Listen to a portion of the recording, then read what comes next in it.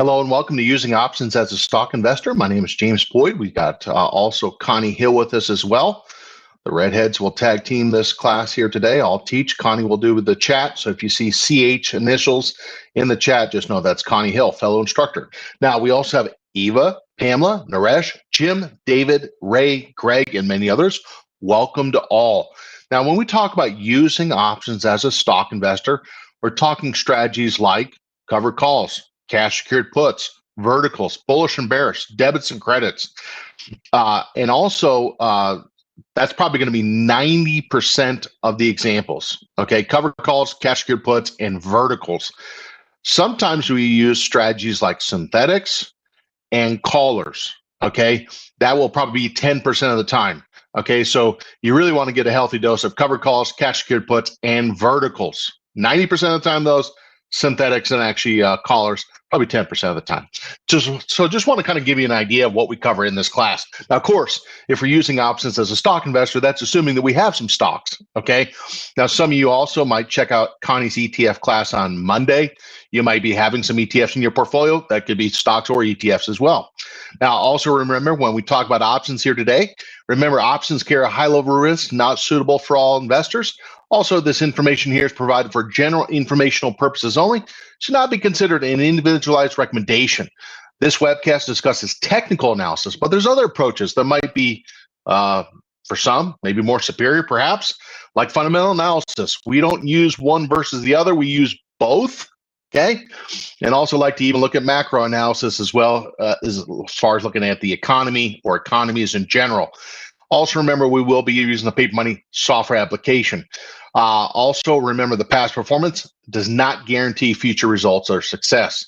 Now, in this class, what we like to do is we'll talk about markets mainly. I'm not going to get into as much sectors here today because I want to talk about a lot about individual stock positions. Second, we're going to talk about current positions. We have a situation on CrowdStrike that we need to address. It's bleeding right now, and I want to talk about that. We'll bring up CrowdStrike, that cash secured put, kind of talk about some things to maybe consider there and what we'll do on that. We'll also talk about rolling a Goldman Sachs short vertical, maybe continuing that. And also we're going to talk about some new positions as well. So briefly, when we take a look at I'm going to bring up that. Let me just show this just real quick. Let's start with just the good old SPX here, okay? Now, if you look at the SPX, and if you don't mind, I'm going to take off that implied volatility off the bottom so we have a little bit more room there on the bottom. If you look at the SPX, okay, now, if we looked at this and said, hey, we don't like these red candles, we're still in the process of really making a higher low. The best we could actually say about the SPX is at least above the shorter term moving average line, which is sitting here about 54.19. So if we're going to really get a bounce, we need to stay above, I'll even write it down, 54.19. That's your marker, okay? Stay above there. We could be actually carving out really a higher low. Clearly, we're still getting like a downward movement on that 20-period moving average. Don't like to see that downward slope, right? If we see a downward slope on the 20-period moving average, this is where the investor is thinking protection, okay? It could be covered calls. It could be callers, things like that. And in the S&P in the last 2 weeks or so, there's kind of been that environment of just kind of pulling back. That has not changed on the S&P. Briefly on the NASDAQ real quick, you're going to see the NASDAQ is still kind of under pressure. We have a diagonal channel that we drew, and we've kind of mentioned, could we be near the bottom of that channel? Now, again, for the NASDAQ itself, 18,811, okay? 18,811. That's where the 10-period moving average is. A little bit less is the diagonal line. Do not want that to take out that prior low. Now, there's a couple stocks in there, like NVIDIA, like SOX. I'll just bring up SOX just real quick, that do not look that healthy, okay? Now, in some ways, it's kind of good because the paper money account is short NVIDIA, okay? And if the semiconductors aren't leading, we got to ask the question, well, then who's leading? You're going to see that really, if you look at NVIDIA, opening up the can of whoop, okay, to the downside, that position in the paper money account benefiting from that drop. That was a bearish trade, and that is still dropping.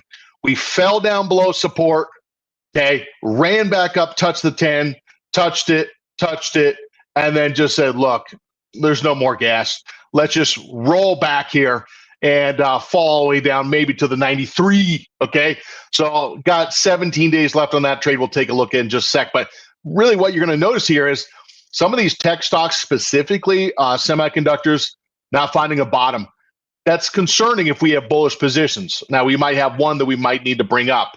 Now, when you pull up, let's say, the Dow Jones itself, plus 29 there, different situation, right? Holding 400, but smashing its head right into about the 407, right? If we're going to kind of take the next gear, if you will, got to get above the 407. Like, for example, 402, that's where that 10-period moving average is. But, man, kind of need to push here. Now, remember, we've been kind of dealing with some indexes stronger than others. That has continued. Russell, quick update there, okay? You take a look at the Russell. We did make almost an intraday high yesterday, fell back down.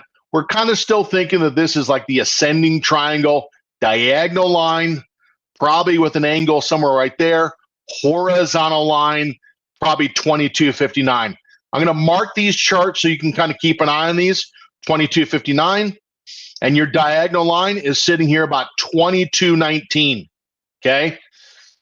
Now, so when you even take a look at the Russell, you might still be thinking, hey, James, it kind of looks more neutral-ish. And I think we could say we agree. Neutral-ish in the short term.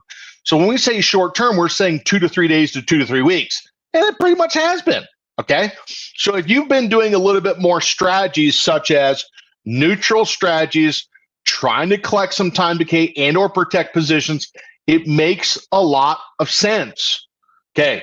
Now, are there any questions? Okay, yeah, can of whoop. It's what it was, right? It's just what it was. Okay, now real quick, I want to kind of go over just briefly where that volatility is. Let's bring that up here, and then we're going to take a look at CrowdStrike. We need to quickly. And if you take a look at, let's say, the VIX, remember we said the volatility, we want this volatility to drop. We got the Fed, the FOMC tomorrow. They're going to announce, try to give an outlook of what they think they could do given economic data. We said until we get past that point of the FOMC tomorrow, volatility might be a little stubborn, okay? Then on Friday, you got jobs numbers. So this week, in the next, let's say, 3 days, you know, the volatility might be stubborn to go down because some people want protection over those major economic events and or announcements, okay? So keep an eye on that. We do not want this to get back above 18. It gets back above 18. That's letting us know that some of these stocks might be starting to deteriorate even further. Now, I want to go into just real quick CrowdStrike, okay? And if we take a look at this, we did a cash secured put on this, I believe it was last week, okay? And let me go into the position, and I'm going to kind of just show you. This account is still sitting about 62. Started at 45, up from November 15th, about 38.15%. Probably about 75% invested on average. Lately, it's only been about 50% invested, okay? Now, I want to kind of speak to just kind of show some of the stocks that are in the portfolio, okay? Danaher, healthcare. You could say healthcare, industrial, staple, okay? You're going to see a little home builder action, bearish silver. You're going to see that when we look at verticals, got Amazon, Caterpillar, industrial, discretionary, Meta, we're talking about tech, if you will, and then those at the bottom don't count for this class. We go to the IRA account, you're going to see, again, Amazon, GE, Met, okay, NVIDIA, that's the bearish trade, okay? So if you see a position that says negative delta, that is a bearish trade, okay? Procter & Gamble, okay, Simon Property Group, real estate. Those are some of the stocks we have. Now, what you're going to notice is in the short put section, AbbVie, AMD. Now, we need to talk about AMD, okay? We're going to open that one, okay? And that one is a short put vertical. So I could actually, I'm just going to really need to kind of put that right down below us in that section, but we get it. We'll talk about that. And I really need to talk about this CrowdStrike, okay? Now, what you're going to notice is we got this little 3 letters here, ITM.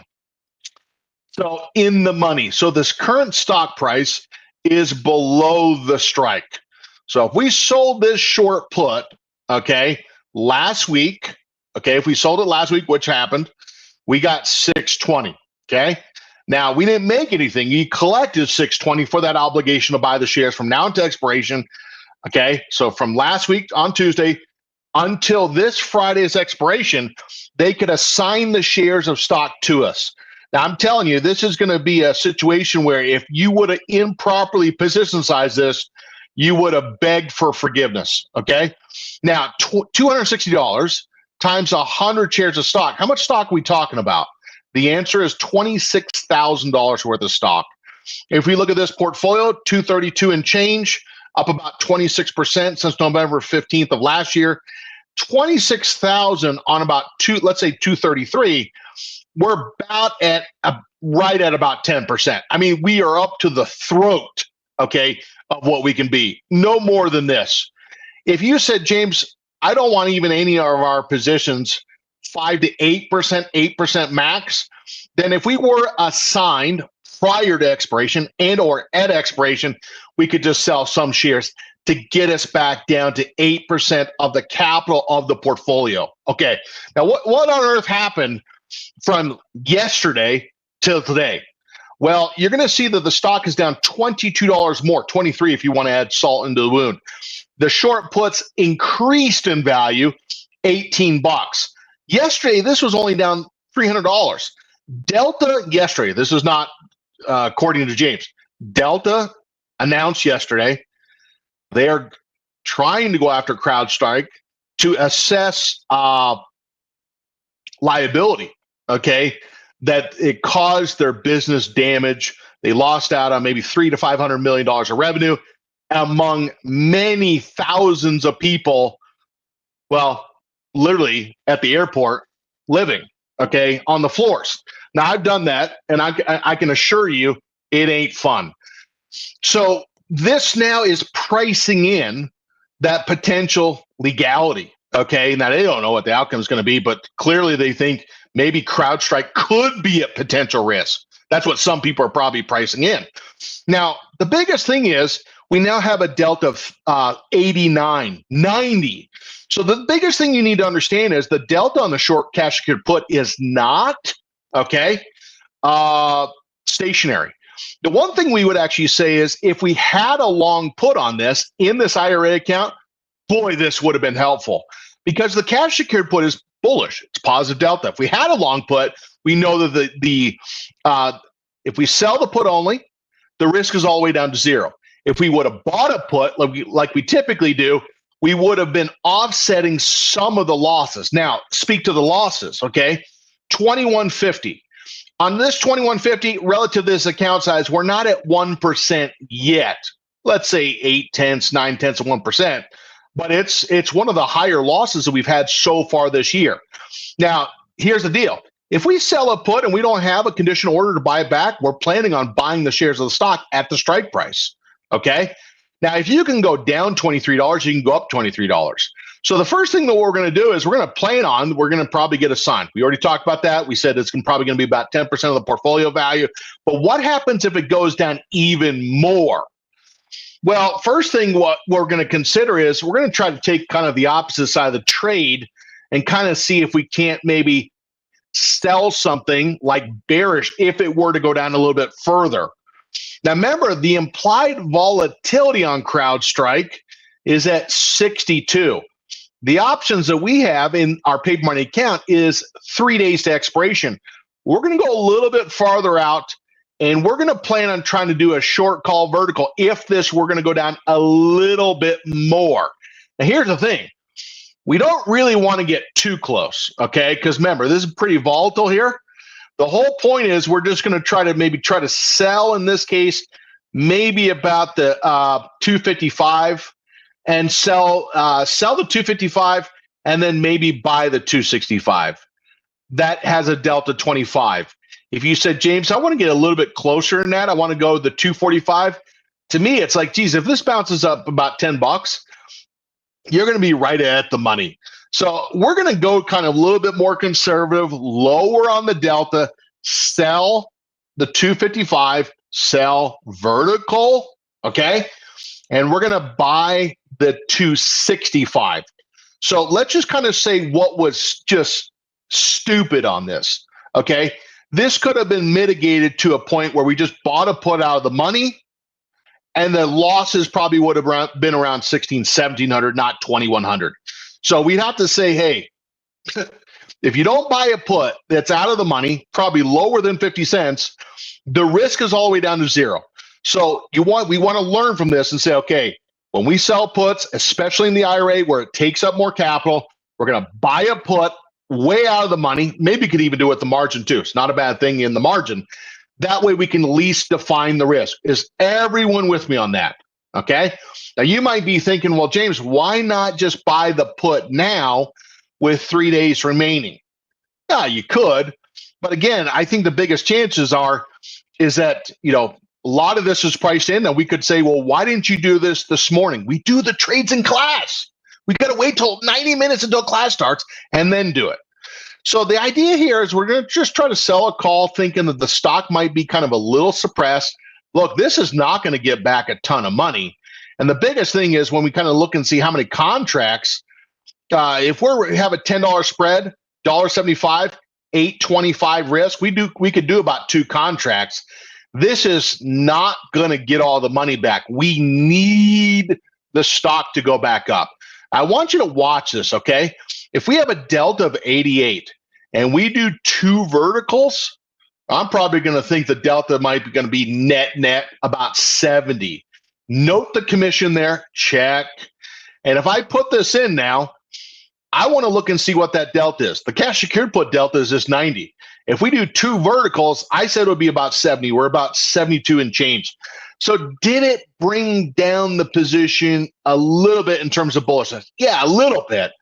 But the damage is if the stock still goes down, okay, we're still getting hit with about $71 unrealized loss if the stock were going to drop down. Now, what this just did is the theta is 54, 59 now, okay, 61.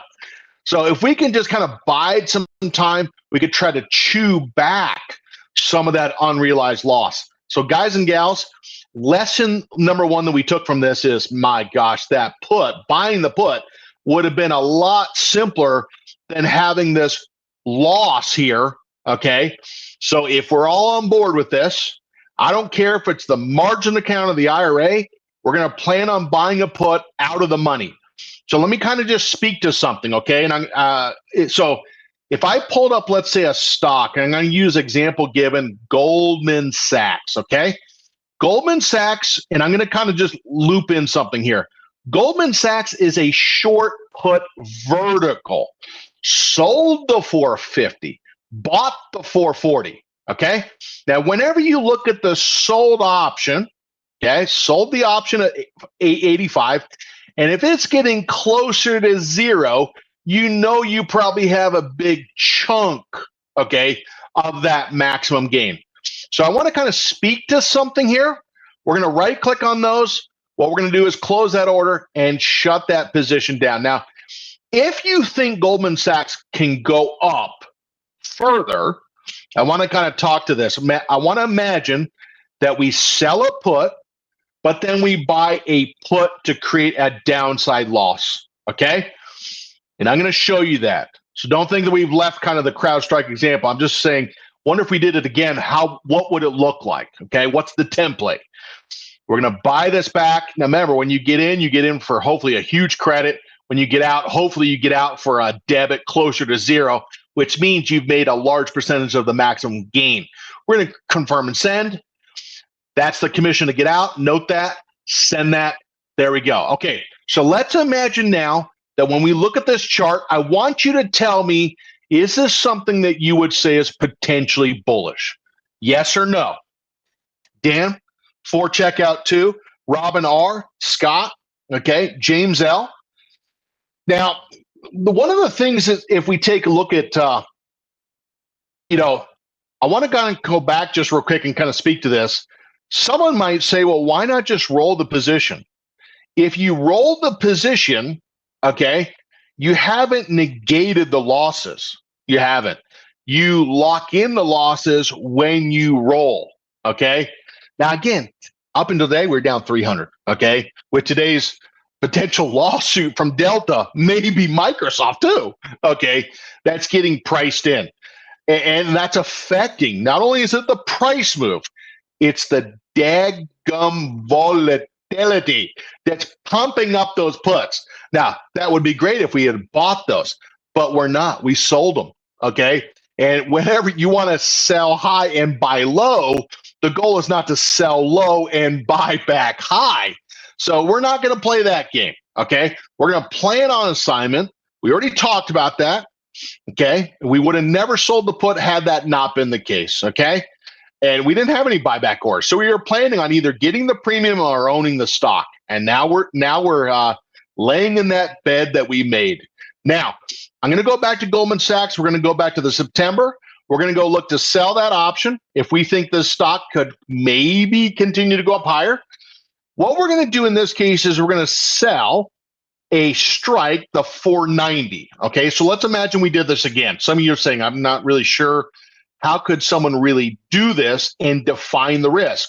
Well, when you do a cash secured put, okay, you have a risk all the way down to zero. Okay, we sell that put by itself, confirm send. We're in the IRA. They call it a cash secured put because they're going to set aside this amount of capital for the obligation to buy the shares at the strike price less the premium. Okay.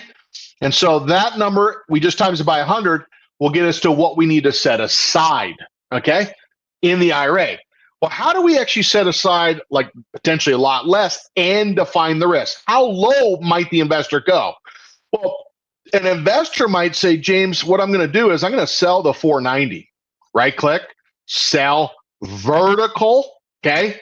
Now, this is not your typical tight vertical. We're going to widen this out a little bit. Now, normally what we look for in our example is we just look to buy a put with a delta of 10 or less.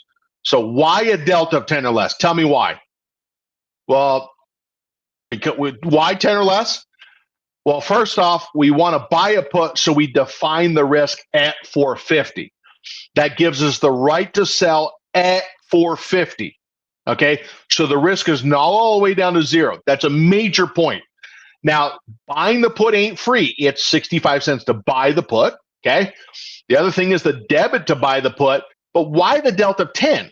Well, the biggest thing is you're trying to actually buy the put, but not trying to pay so much where it gives back a massive chunk of the credit that you received from the 450. So if we look at this now, collect the premium at 490, pay a premium of 450. Ladies and gentlemen, boys and girls, this is a cash secured put, but it just has that downside protection. Okay. Now, what it does is it eats away into some of that premium. Boo-hoo for us. But remember, if CrowdStrike repeated itself, at least we know that there is a defined loss on this. So if I right click on this and say, well, let's just do this, go confirm and send. We're just going to make it a habit going forward. We will, whether it's the margin account or the IRA account, doesn't matter. We're going to always buy the put just to create the downside maximum loss. So now if something like CrowdStrike happened again, and by the way, if you've been in the markets long enough, it's going to happen again. It's just what stock, okay? And you're going to see there's a built-in maximum loss. It still is keeping the idea of a cash secured put, a bigger premium. It still actually is going to give us a higher delta. So trade number one that we're going to be looking at here is Goldman Sachs. Really what we did is we went from a vertical to really more of a cash secured put with some downside protection. Time out. Okay. Any questions here? So you might say, I like cash secured puts, but I don't like the fact that the risk is all the way down to zero. That is what this is trying to address. Okay.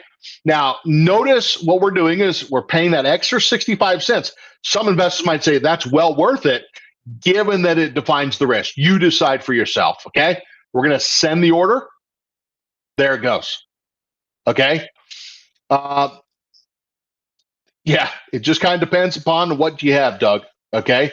Now, so what I was doing with Goldman Sachs is I was imagining that we were going to sell a put like we did on CrowdStrike. And I was really trying to address if you were to sell the put like we did on CrowdStrike and you wanted to buy a put to cap the downside loss or limit the downside loss, how would you do that? That's what I was showing with Goldman Sachs. So that's why I'm linking those two. Now, the question will IV, does it matter? It matters somewhat. So if we go back to the implied volatility, so first off, we'll bring up Vega. Okay, bring up Vega right there. And if we sold the put by itself, the Vega would be 68. And if we offset by buying the put, and let's say 460, we did the 450. Let me circle these so we can see these. Are we at more risk of that volatility? The sensitivity to that volatility spiking. Now remember, if you sell something, that's negative Vega. Okay, get that out of there. It's negative Vega. So that just means if volatility were to expand, the option would become more expensive to buy back. Boo, like CrowdStrike. If you buy the put, do you benefit or lose? Well, if you buy the put and volatility increases, you should gain. Could, I should say. Well, what you're going to notice is it really is going to mean that the Vega is going to be half of what the cash secured put would be by itself. Now, is that a welcome thing? Well, it's welcome if the stock goes down. Okay.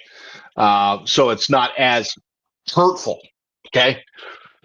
All right. Now let's kind of go to just real quick to another example. I want to bring back up. I want to go to just real quick a couple other stocks that kind of stood out. GE. Okay. Just want to take a look at this. We did this one yesterday. That did go up to an intraday high on here today. Keep an eye on that. Okay. Now another one that I want to go to just real quick is I want to bring up Berkshire Hathaway. I mean, what the heck do they know? Okay. You look at Berkshire Hathaway, a pretty strong pull here as of late, a little pullback. We've been talking about those 4 candles to keep an eye on. We said those short-term tradable bottoms might have inverted hammers, piercing lines, bullish engulfing, things like that. Little Berkshire Hathaway may be getting a little inverted hammer. And by the way, that was the trigger that led us to the very next day poking above that 10-period moving average and getting above that 10-day moving average and going green. Note the earnings upcoming. Noted. Just want to kind of point that out. Now, I want to bring up just real quick some insurance stocks, okay? Now, we've had some crazy weather here in the U.S., and this one is going into the earnings. AIG, you go back and look at this daily chart on this, you kind of see it kind of is in the same space as the Berkshire, where it might have had a little consolidation, and just as of lately, that MACD has been turning up. So I want to kind of speak to this for just a sec. Last week, we practiced on, number one, buying shares of stock, and then buying some downside protection just in case. Okay. Now, let me kind of show you what this looks like. And I'm going to go back up to, let's say, GE. And it just so happens, here it is. Okay. We're not going to go into this, but you're going to see that we bought shares of GE, the stock. And then number 2, we bought the put at the same time. Okay. Now, when you kind of think about that profit loss diagram, it's going to look like this. This line goes up because you own the shares of the stock. We like that part. That's very nice.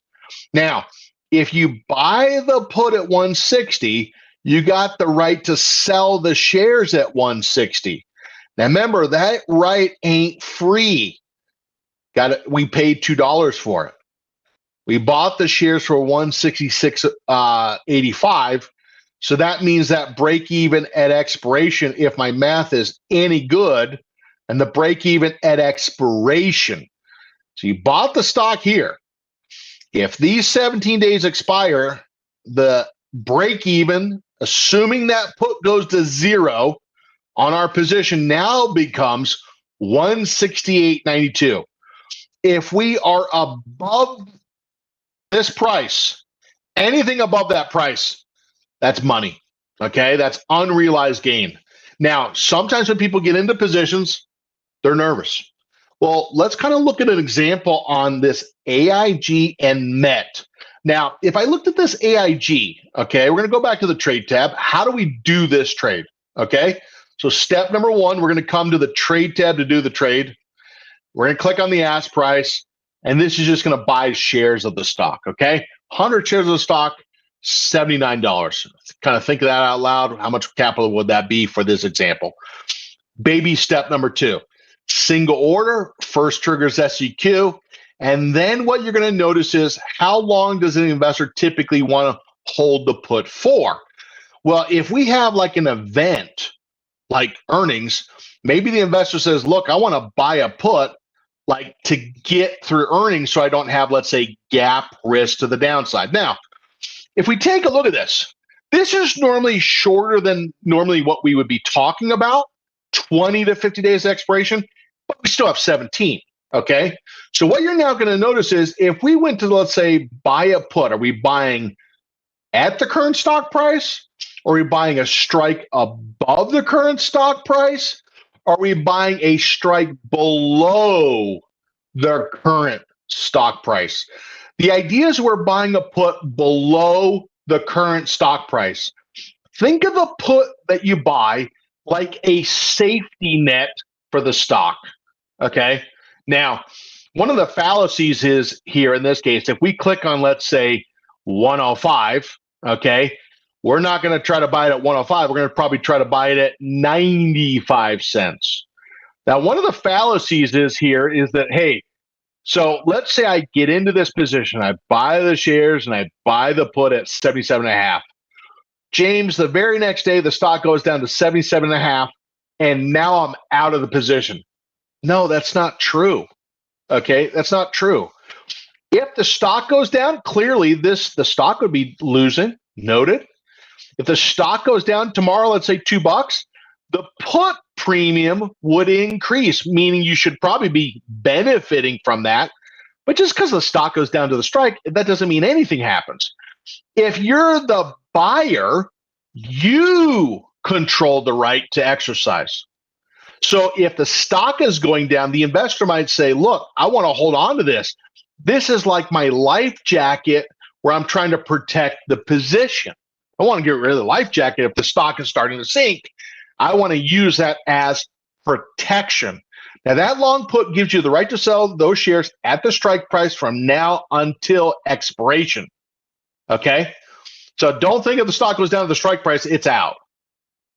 Okay? Now, the investor might now ask the question, well, when would the investor probably say, I'm going to get out of that position? Well, if you're in the week of expiration, probably on the Monday of the week of expiration, if that stock is below the strike, let me go back. If we're on the Monday of the week of expiration and the stock is below that strike price, you might say, James, the stock, we've kind of ran out of time. I'm going to exit my put, okay, and sell the shares of the stock. Go back. If we're on the Monday of the week of expiration and the stock is below that strike price, the investor might just sell the put option itself, okay, verify there's liquidity. And if they sell that, they might have some gains, have to verify. And step two, sell the shares of the stock. That's really how we like to do that. So if we're in the week of expiration, on the Monday of the week of expiration, and the stock is below the strike price, we've ran out of time, okay? If that stock is above the strike price at expiration, we let the put expire, potentially worthless, and then set the stop, okay? That's not the first time we've done that. Confirm send. Then notice here, there's not a commission to buy the shares, but there is a commission to buy the put. We've expressed that. Now, notice what this really does in this case. It has infinite upside potential. The put does not cap the upside, okay? It limits the loss. And this loss right here is not taking into account that we have that put there. But we could do the math just briefly, okay? So if I looked at this and said, okay, let's say we just did this for easy math, okay? Now, by the way, I want you to do this. Sometimes people can be nervous to buy shares. If we buy at $79.50 and you have a right to sell at $77.50, well, that's $2 worth of risk.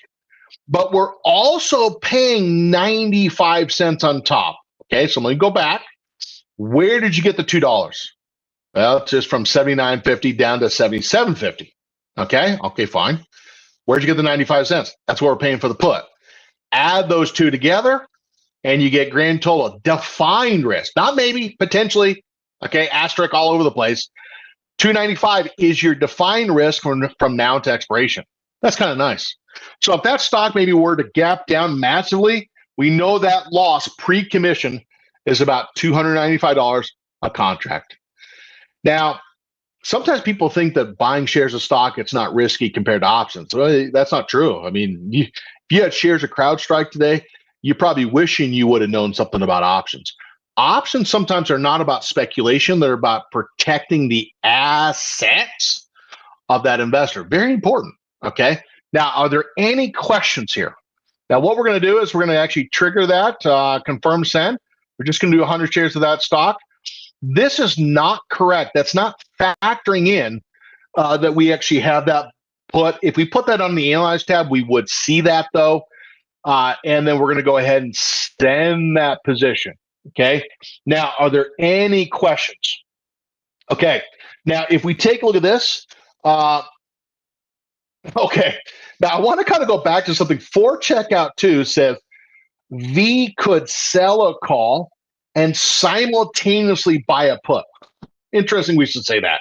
So let's kind of go back to this NVIDIA for just a second, okay? So first off, let's kind of get some understanding, okay? Per the question, okay? If you sell a call, is that bullish or bearish? Do you sell a call? Is that bullish or bearish? And remember, the option call, the column that we want to be looking at is delta, okay? So if we bought a call +1, it's going to have positive delta, okay? So we buy a call, that's bullish. Well, what's the opposite of that? Well, if you sell a call -1, that's going to be negative delta, okay? And you're going to see that right there. We bought a put, and that has negative delta as well. So per the question of for checkout 2, okay, if you sell a call and you buy a put, are you bullish or bearish? If you're negative delta, that is a double strawed, I'll just say it's a double bearish position, okay? Now, why on this example of NVIDIA did we buy the call to? Well, because if you sell a call by itself, that is a naked call. You have a standing obligation, and there is no ceiling on how high that stock could go, and you don't like that. So we bought a call. This is really a short call vertical, SCV, just a short call vertical. Now, the bad part about a short call vertical is if you get that direction right and you say, yeah, man, I nailed this thing. I made, oh, that's right, 50 cents. You might say, geez, if I get that direction right, I want to now be right more. Well, what type of strategy benefits if that stock were going to go more in your intended direction?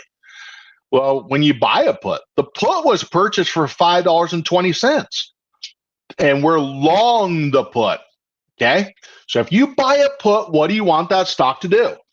Well, number one is you want the stock to go down, so it gets further and further below the long put strike, and there's more intrinsic value, increasing the value of that put. Second, we want that drop to happen slowly. No, that's not true. Because when you buy the put, there's negative time decay. We want the stock to drop quickly. So it doesn't take as much time decay and bleed out that value of that option. The third part of this is we want the volatility to expand. That long put is like a balloon. And if there is more fear, right, people are more willing to pay for those puts. Now, here's the thing. We already bought it, okay? And if all of a sudden people now become fearful of the trend, they might be more willing to pay up more money for those puts. Sad for them, good for us, okay? Someone always has to win. So I want to kind of speak to this. So for checkout 2 says, when we did this, so the strategy that you're really talking about, this is a short synthetic, okay? Now, there's short call verticals and long put verticals, both interesting. Short call verticals, probability based, typically more so. Long put vertical, really more about getting a little bit higher, more profit. You kind of negate some of that probability to get a higher profit. But when you did a short synthetic, you are trying to be more bearish. Now, just look at this position, okay? You got a 124, 129 short call vertical, okay? Just break it down individually, okay? You got a short call vertical and you got a long put, okay? What do you want to do on a short call vertical? Well, I mean, if you ever get 80% plus of the gains ever, the investor might say, I want a profit take. Well, where are we at now? We're over 80%. Okay. So what could the investor do? A, if they decide, James, I just want a profit take, I think we're in the area of support. I don't think it could go down any further. Well, the investor might just say, look, I just want to grab the profit and take it. I do not want to exit and then establish a new bearish trade. Now, if we thought together and said, where do we think this could go down to? Maybe we're thinking $95. Now, remember, if we just close this position out, we're thinking that that stock might be in the area where it might stop going down. If we kind of said, do we think that might be true? No, we think there might be a little bit more to the downside. Now, step number 1 is you can just say create closing order and buy this back. We're going to try to capture that about 85% or so, couple bucks, okay? We're going to right click on that. Okay, right click, create closing order, buy, okay? Now, what you're going to notice is here, we're going to confirm and send and note that commission, and what we're going to do is send it. Now, we're going to go down to, let's say this, well, we don't have to, but we are going to go look at September, a little bit more time, okay? When we look at the September expiration, okay, and we're going to go take a look at, let's say, all strikes, okay? And if you look at this, we're going to go look to sell the strike that has a delta of 30 to 40. So if we kind of said, which ones do we have? Well, the lowest we would sell is 109, okay? And the range of that would be the 113. If we just got somewhere in the middle and checking the bid-ask spread, we might look to do the 111, 116 if we did a $5 wide spread, which there's some options here. There's lots of open interest on here. We're going to right-click on that, sell vertical, okay? Now, if you were to ask me in 25 years of trading, how many people have talked to me about short synthetics? I'll give you the answer, 0, okay? Nobody talks about short synthetics. I have no clue why. Because if you think about a short synthetic is a collar without the stock. Let me repeat that. A short synthetic, okay, AIG fills, a short synthetic is the collar without the stock. When you sell the call, we are also buying the put, so it creates a maximum loss. We're not trying to be naked the call, okay? That's a standing obligation to give up the shares and deliver the shares at 111. We don't have the shares, okay? So that's why we want there to be a maximum loss built into that. Now, what we're going to do is single order, first triggers SEQ. That's if we wanted to buy the put and establish the new position again. In this case, we're not going to change that long put. Why? Well, that long put still has some time left. Why are we not getting rid of that? We don't think we're at that support level yet. I'm going to go back to this. And if we were to look at the chart and said, James, where do we think that potential level might be? We will set a target right around $99. If we fall down to $99, we're going to try to ring the register, ring, and we're going to try to sell that put where we think there could be a bounce up in the stock price. We're going to right click on that line, create closing order, sell. Okay. So we're saying sell the put, try to harvest those gains where we think that stock might go from a very strong downward trend to kind of more neutral and maybe bounce back up. So what we're going to do in this case is we're going to say, look, click on the gear, symbol, method, less or equal to $99, which is near that support area. And it will say that. Wait until the following condition is satisfied. If we get less or equal to $99, exit the what? The put, okay? And you're trying to exit puts where you think you've fallen down to support, okay? Now, for checkout two, this is a good question. I wanted to kind of also use your question to kind of look at this as well. We're out of time here today. What I want to do is I want to make sure that you go back and you practice two strategies. Number one is buying a stock and buying a put at the same time, called a married put. If you have not practiced a short synthetic, go also out there and practice that, okay? I also want you to keep an eye on Goldman Sachs as we re-up that position, and also keep an eye on a couple of the other ones that are also showing a trend reversal as well. AbbVie up 431, Berkshire up 4 and change. Be watching for those. Some of those financials quite strong. Okay. I'm out of my time here today. Want to thank you so much for your comments and your participation. Stay tuned for Barbara coming up next. And remember, with what we discussed here today, it was done for example illustrative purposes only. And I'd also like to thank Connie for answering those questions in chat. This has been the class on using options as a stock investor. Thank you so much. Take care and have a great day. Bye-bye.